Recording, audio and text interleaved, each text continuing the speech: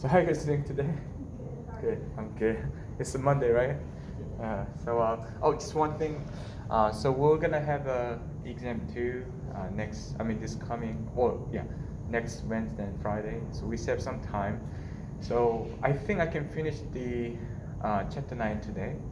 So I think we can actually have three review sessions, not just two, maybe even three. So it will start from this Wednesday and Friday, and also following Monday as well. So it will be even better. We'll have maybe not two but three review sessions. Okay. All right. So the first one that we want to talk is finally the reduction of archive. So whenever you talk about the reduction, one of the most common things you can do is hydrogenation. This is also what we did for the alkene in previous chapter. So what it does is we have a triple bond over here. You can treat it with the same method we used for the alkene. That is the H2 hydrogens, and we're gonna use some catalyst. The catalyst is the palladium on charcoal, like on the carbon atoms. So we'll have the hydrogen comes in on the metal surface. When they load it on the metal, there's either alkene or alkyne coming to the same side. They can be hydrogenated by just picking those hydrogen on the metal one by one. So eventually, they can be hydrogenated. So you have two hydrogen added on these two carbons here. But the thing is, the last time we talked about the alkene. So when you just do it, it will become alkane. So there was the end of the reactions here. But this is quite catalytic, meaning if you treat it with this hydrogen with the palladium on charcoal, it actually do one more step to make it even further reduced. So it will become not just stop at the alkene, but alkane. Okay, so this is the difference from the previous chapter that we actually start with with alkene when we talk about alkene. So we can have alkane. But when you start with alkyne, actually they can do steps, like even not just one, but also two. So you can actually eventually get alkene. So it's the same method we use, but just one more step to get to even more further reduce the compound. All right, so and then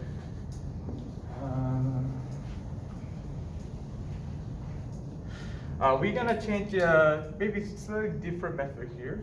We're gonna use the Lindelof catalyst. Okay, Lindelof catalyst. So what we're gonna do is we try to reduce the alkyne with the same method here, but this one is sort of a kind of deactivated version of the previous one. So this is all same, but there will be this palladium will be on calcium carbonate, and then they will be deactivated by lead acetate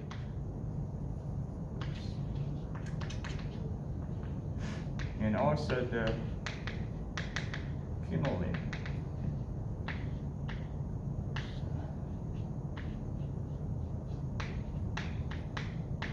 Okay. So this is simply means it's almost a similar method we just tried for the previous one, but it's kind of a less active version. So deactivated version of that one. So what it does is it only gets to where you have an R. This one. Okay.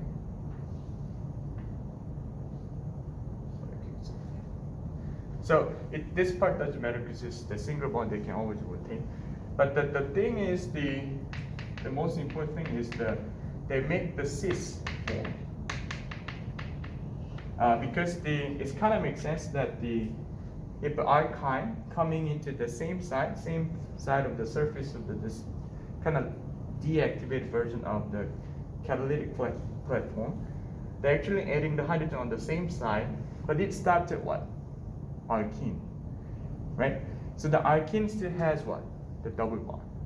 So either they're going to have a choice, either they're going to be in cis or trans form. And in this Lindelö's catalyst case, it is going to be cis form there. So those R group are from this double bond will be on the same side, and the hydrogen will be also on the other opposite same side. Okay. Okay. So maybe can you guys try this one real quick? Just 1 or 2 minutes.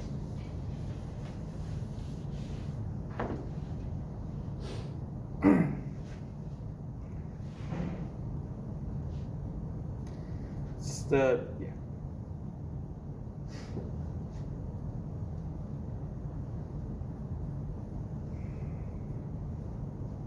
So we're not at this time. We're not going to the further like reduction to the alkane, but we'll start with alkene because it's slightly less active form of the reduction.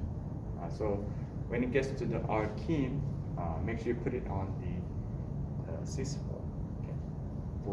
With the Lindelö's catalyst.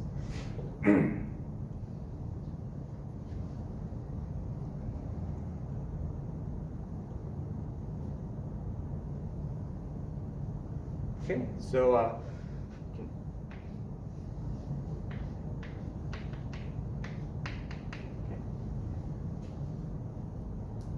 so the trick is obviously it's reduction. This will be gone, but just one. And then we're gonna put the hydrogen on the same side, so that those methyl group are pushed on the top. All right. So then here's the one more thing I want you to remember. There's another type of reduction you can do. So you can try to do it with the lithium metal and ammonia. And then we're gonna also try to reduce the alkyne. Maybe we can have just have a thing over here. And then what you can do is it does pretty much the same job we just did with the Lindelö's catalyst, but they're gonna do it in the transform. Okay, so whenever they reduce to the alkene, they're going to be do this one. Okay, so this is the almost the same mechanism but in a different form here. So what happens to this one here is whenever you have the lithium comes in, this okay, you have this one over here, and then one pair of electrons in this triple bond goes to one of the carbon here. So it will be gone. It's double bond, right? So this will have a pair of electron here with a negative charge because there's 1, 2, 3, 4, 5. So carbon is group 4, but there's 5, so it's a negative charge. And then this one is what? Positive charge, right? But this lithium goes to, because if you think about the alkali metal, it can be easily what? Lose electron, because they wants to be stabilized in the form of a noble gas electric configuration. So they will give us the electron. So now it lost 1 electron to give this one 1. So this is the what? Vinylic radical. So radical means it has only odd numbers of electrons, 1, 2, 3. Well, I mean just one in the orbital, but it's in the 2 double bond here. So it'll be 1 double bond in 2 carbons. So we call it vinylic radical. So anyway, when it happens, this molecule will grab one of the hydrogen in ammonia. Okay, and so this will be goes to there, and so they can grab this hydrogen here. Okay. And then there's one more lithium metal comes in, and also give the 1 electron to here. So now there's 2. And then they grab it in the another hydrogen in ammonia in opposite side. So they put the hydrogen here, push this one, so it's a trans. Okay. So yeah. Does it make sense? Okay. So we just did 3 reduction, which is 3 types of hydrogenation. We can do with the alkyne. So maybe you can try this one real quick. Okay. Maybe you can try.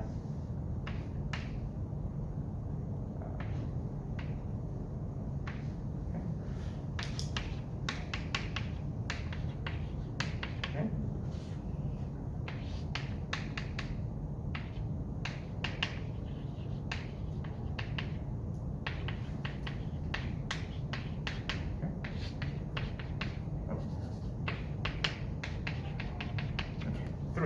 So let's try 3 here, and 1 with the particle. This one.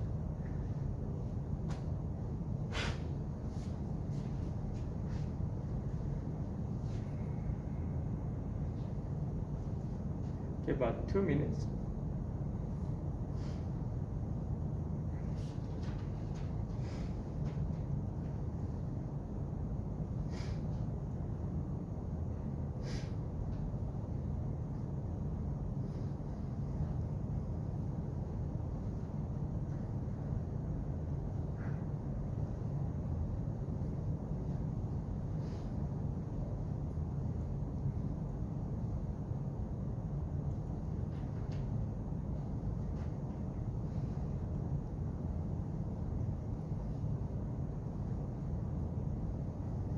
Okay, just 30 seconds.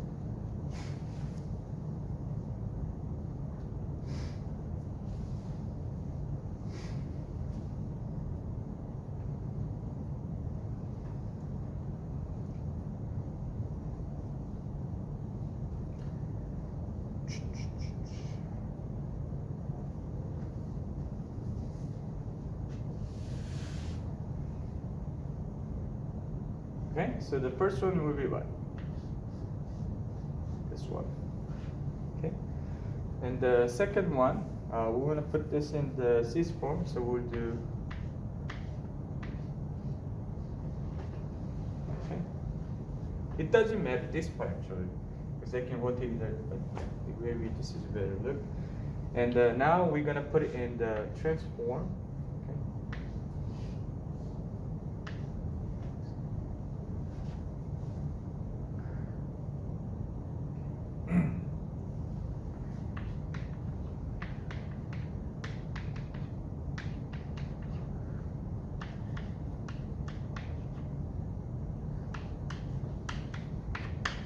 Okay, so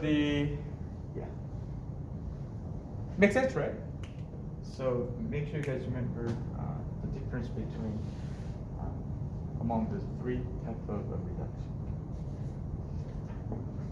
Can I move on? Can I move on? Okay. Okay. So just a few more things will be done today. When we have the triple bonds on the end point, end of your compound, we call this the terminal alkyne. Simply means you have a triple bond at the end, like the last 2 carbons has a triple bond. So we call this terminal alkyne because we have a triple bond at the end. And then this can behave like a weak acid.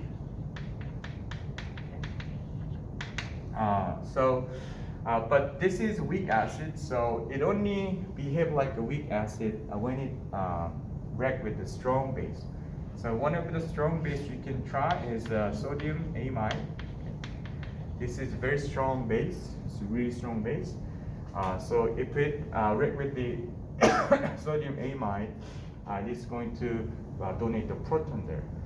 So when it donates the proton, obviously it will be looks like this one. Okay. So we call this the acetylide ion, or you can just say acetylide.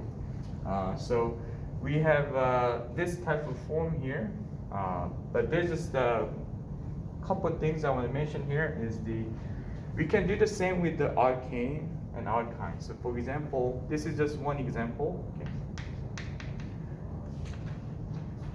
So if you have this one, okay, acetylide from this one, you have this form actually, okay, and then you can have this one here, and then obviously you can also do the pK measurement to estimate how strong your compound will behave like an acid here. And this is about 25, 44, and this is 60.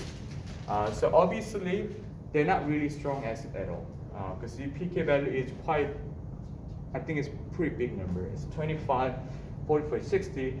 But the point here, we can actually show you as before it deprotonated, but yeah.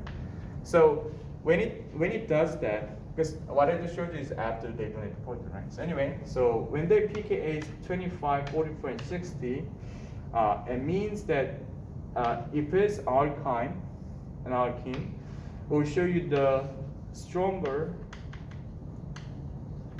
acid that will behave. So if you have a triple bond, it makes the stronger acid behavior over there, where the double bond will be stronger than alkane, but so on. So this is the least acid one, but stronger and stronger acid compared to the other two. So what it really means is that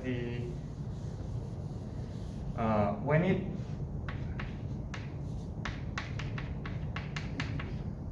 donates the proton like this with the strong base, the stability will determine how strong acidic compound they can be. Meaning, if you look at this triple bond between these two carbons, I will obviously show you sp hybridization here. We have a double bond over here. Okay. This will be what? sp2. And then we all know is the sp3. Okay. So when they hybridize the orbitals together, this one has the 50% s orbital character because it's 1s and 1p, so 50s. This is about 1s and 2p. I'm sorry. So it has a 33% s orbital character. This one has a 25% because it's 1s and 3p's. So 1/4 is 25. So 0.25. So if you have this one, what happens, what it explains to us is that if it's high in the s character, s orbital character, meaning that the intention, the hybrid orbital is close to their nuclei. Because if you think about the s orbital, which is always lower energy level than p, it has very like a round shape. So because of this, acetylide has the sp bond hybridization, orbital hybridization. So this will have a higher stability than the other two when it donates the protons. So if it can, relatively speaking, stay at the more stable form than the other two, means compared to the other two, they can easily donate the proton is the same meaning. Because these two, when they donate the proton, will be quite unstable. So they don't want to donate the proton. So that's why they're not really good acid here at all. But this one, still really weak acid, but it can do some better job than these two, because this will have a very high in S character in their hybrid orbitals. So they can be actually slightly more stable than the other two when they donate the proton to the system. Okay. I'll just move on. Okay. So just do. All right, so let's do this one. So we've been talking about this one. So maybe we can try to have this one over here, and then we can treat it with the sodium amide. Okay. Here. So what happens to this one will be here.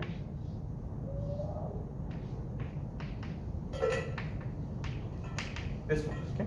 So there'll be they donate the proton there, and they're gonna pair with the cation, which is the sodium over here, and then you can trade it with the primary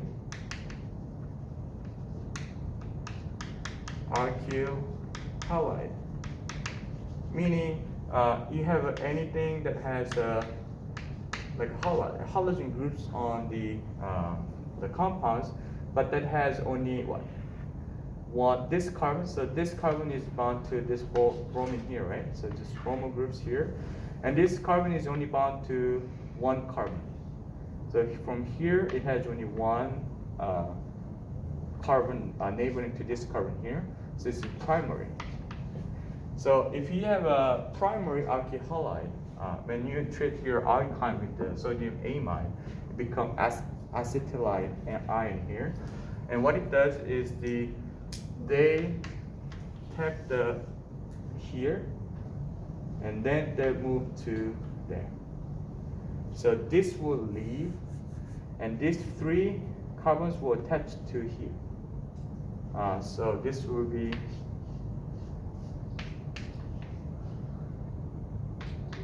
like this. 1, 2, 3. Okay.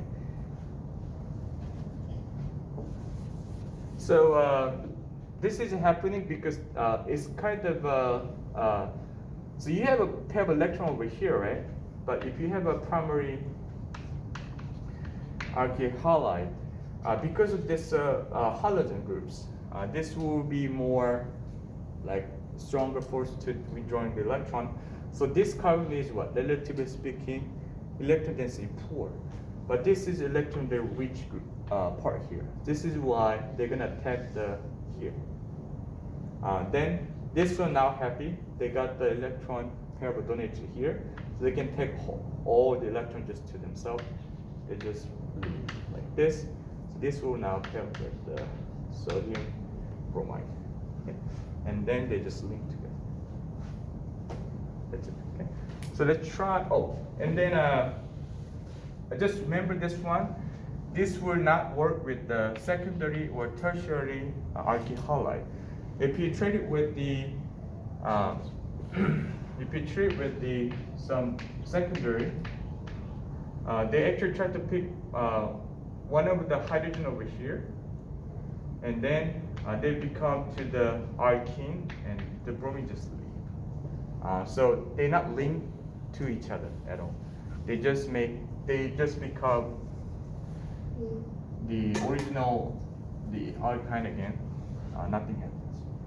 So I mean something happens, but not linked to it. Okay. So it only possible with the primary alkyl halide over here. So I'll give you one example here. So if you have, okay,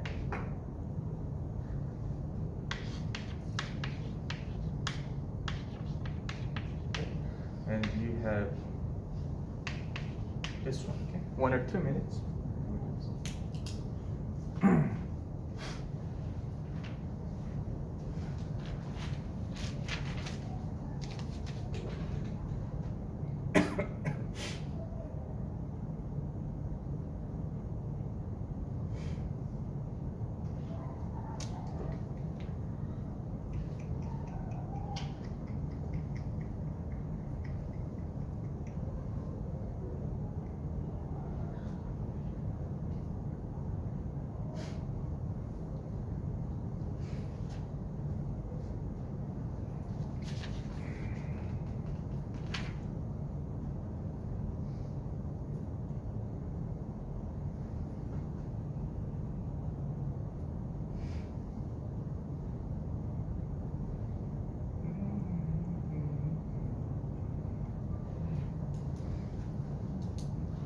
Okay, so we try to copy that one.